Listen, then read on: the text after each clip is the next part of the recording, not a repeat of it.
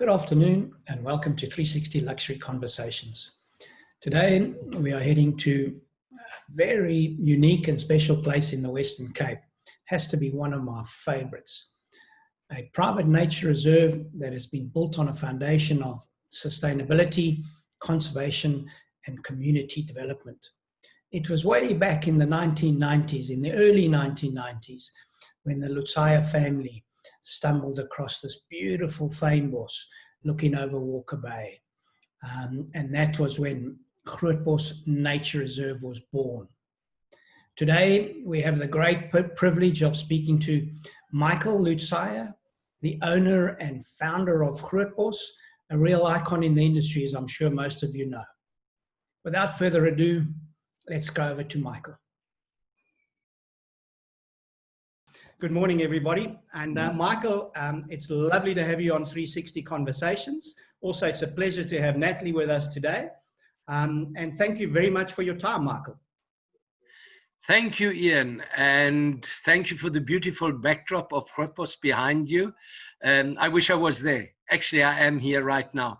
What I wanted to say, Ian, is to everyone that is following this conversation in the future is, our hearts, our minds are with all of you. We are all in the same boat and we realize how difficult these times are.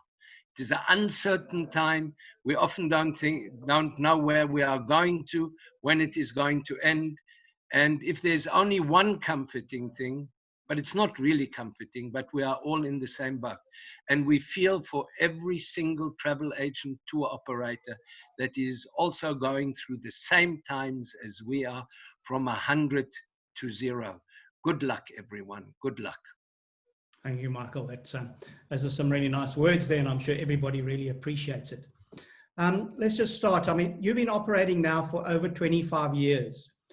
During this time, you've experienced a number of real challenges. Some may even call them catastrophes. When the lodges burnt down, not once, but twice you've had fires. Have any of those challenges prepared you in any way to deal with the current crisis we are faced with in terms of COVID-19? That's an interesting question you're asking, Ian, and I have to answer that with yes. And I will tell you a little story why. In 2006, we had just built the Forest Lodge. It had been 1.5 years old. We opened in October 2005. And then came this immense bushfire that destroyed many, many other houses. And part of it was also Grootbos, the new Forest Lodge burnt down. With a lot of enthusiasm and a lot of vigor and energy, we managed to rebuild it and had the support of all our agents helping us. But that in itself was a catastrophe, especially because the years 95, 96 up till 98 were boom years in tourism.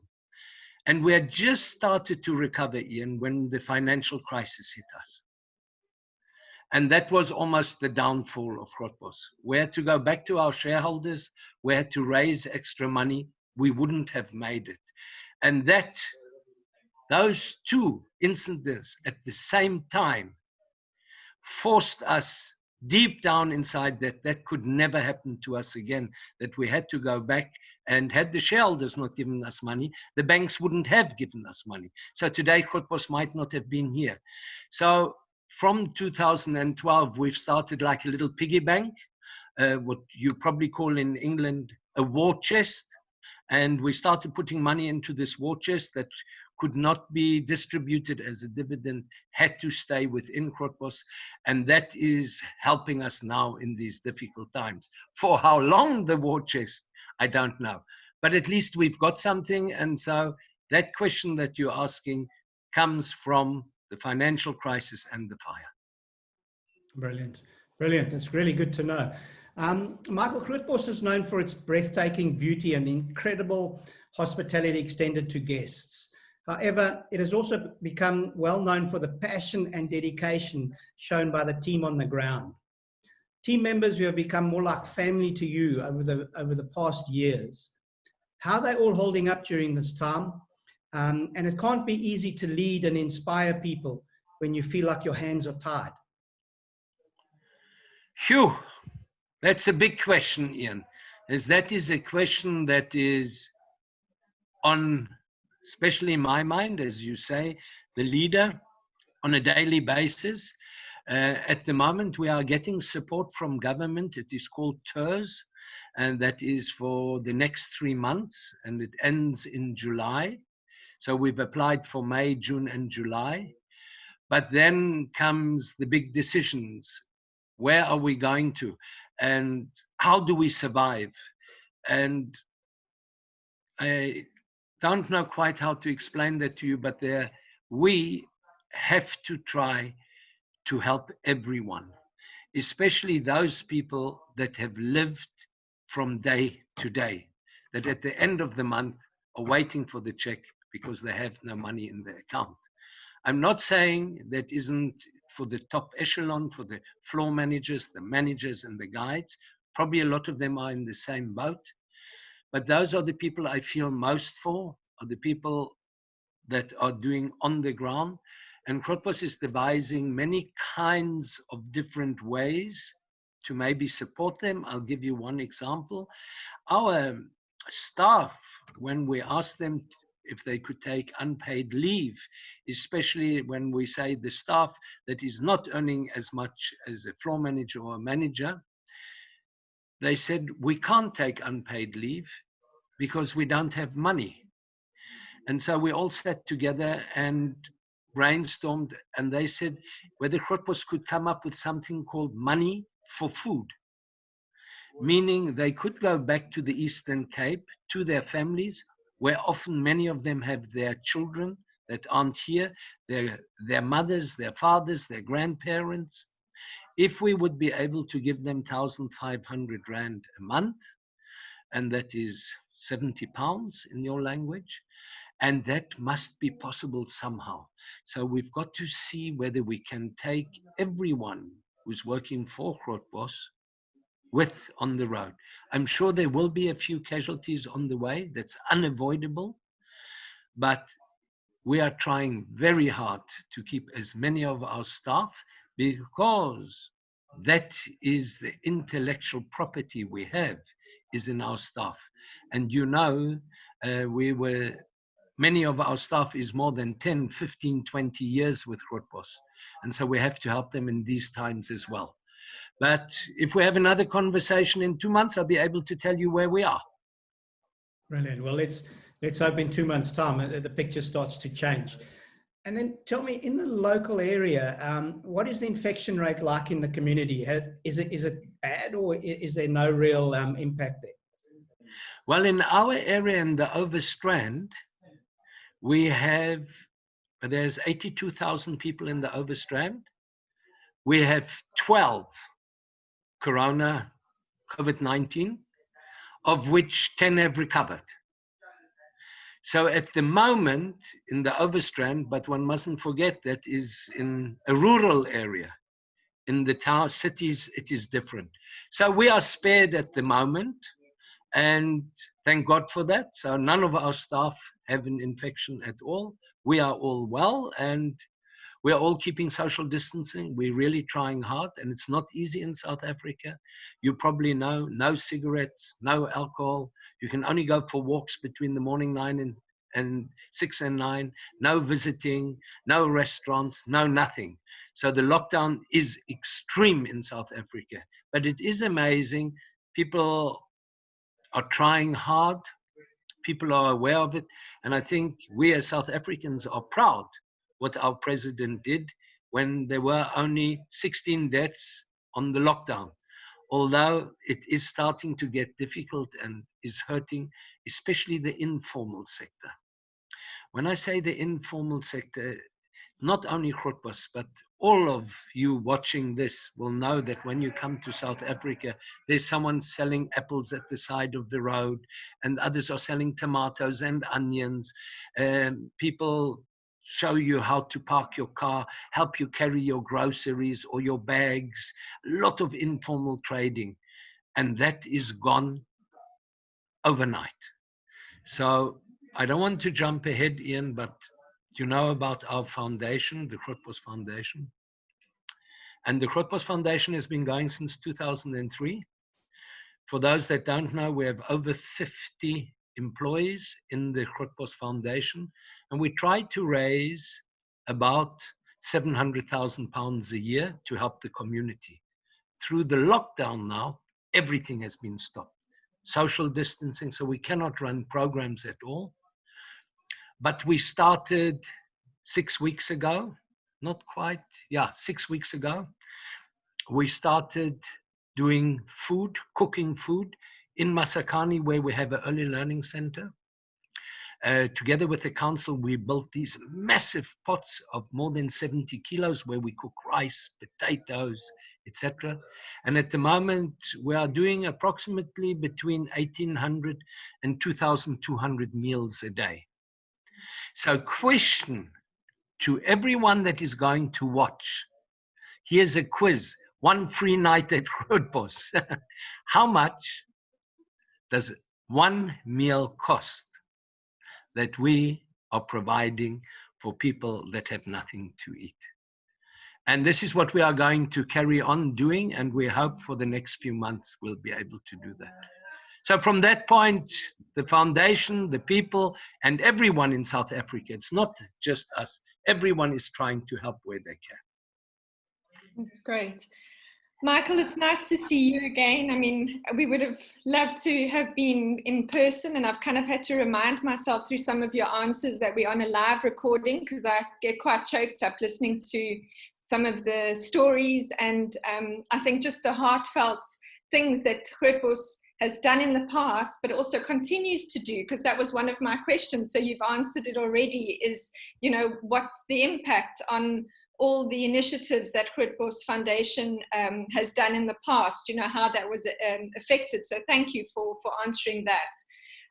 In addition to that, we know that the conservation work that you do, specifically around the Cape Floral Kingdom, is immense. And have those kind of initiatives had to stop, or are they at risk during a time like this crisis? That is a very good question, Natalie. And if anyone is on a good footing, it is the conservation team. And I'll tell you why. When you try to raise funds for protected areas, for alien clearing, etc., worldwide, these funds, it takes some time to get the funds, but once the funds are allocated, they're there and they haven't been taken away from us. So the best funded organization, if you had to take the Grootbos Foundation, the community work, then the conservation and the tourism, the conservation is the best funded, and they're going ahead at full steam. So you were talking about the Floral Kingdom, and we are busy writing a new field guide that we want to launch in 2022. The last one is just over 10 years old. And since the lockdown, we were at 843 species of plants on Grootbos. And since the lockdown, we're now at 858. So we found 15 new species for Grootbos, which is amazing, which we would never have found. But the conservation team is now got free rein. They're running around and don't get involved in the lodge at all. So the conservation work is going ahead at full steam. And if anyone is loving the lockdown, without thinking back to everyone else that's having a hard time, they are actually frolicking in the fynbos. Okay, that's great to know. I think, Michael, I mean, obviously having visited Grootbos myself, we find it almost impossible to picture the lodges without guests in-house. And how are you managing to kind of maintain everything? So whether it be the suites, the gardens, the animals, with everything on lockdown? Well, there's only one section of that you mentioned that we are looking after, and that's the animals. No suites are looking after. The garden is looking like it needs a haircut, like many of us in lockdown need a haircut. And things are growing all over. If you sat in the Garden Lodge terrace, you might not even see the ocean anymore. The branches are looking up. The baboons are ravishing the gardens. They're loving this. There's no people. The bushbuck are running through our gardens.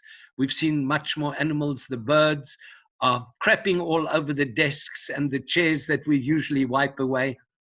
But we're not allowed to bring anyone in. So it must go its way. And to come back to what you're saying, it's not only not seeing guests at Grootbos, it's also not seeing your staff, which have become your friends that you see on a daily basis. So I think it goes for many of us like this. It's a dream. We wake up in the morning and think we are dreaming, and walk down to the lodge and there is no one. But I suppose we're not the only ones. Everyone is having that at the moment. And so that's why what I'm saying, what I said earlier, we're all in the same boat. You, Natalie, sitting there, can't visit agents. You're dying to visit them. So all of us are in the same boat. So I think we just have to breathe deeply. We are healthy. We are not dying. Many other people are in a worse situation. And we just have to take it from there and be positive. Absolutely. Agree, Michael. And it's part of one of the questions we had, sort of, as our planet takes a rest. I mean, and you've already mentioned it, that you've started to see changes in the fauna and flora. How about the marine life? I mean, are you noticing a difference in terms of the marine life in the area? I'd love to answer that question, but we can't go out in the boats, and the whales have not arrived yet. And even if they did arrive, I wouldn't know it because we're not allowed to go down to the coastline. So beaches, the whole coastal walks, they're out of bounds for us. But I'm sure, Ian, the next time we start talking, my friend, maybe I can post you a picture of a whale. Brilliant, brilliant. Michael, then lastly, just to wrap up on our first conversation, you as an individual are looked up to and admired by so many. Not only in the tourism sector. Do you have any words of advice or encouragement to others during this time? Well, I think I might have said it earlier.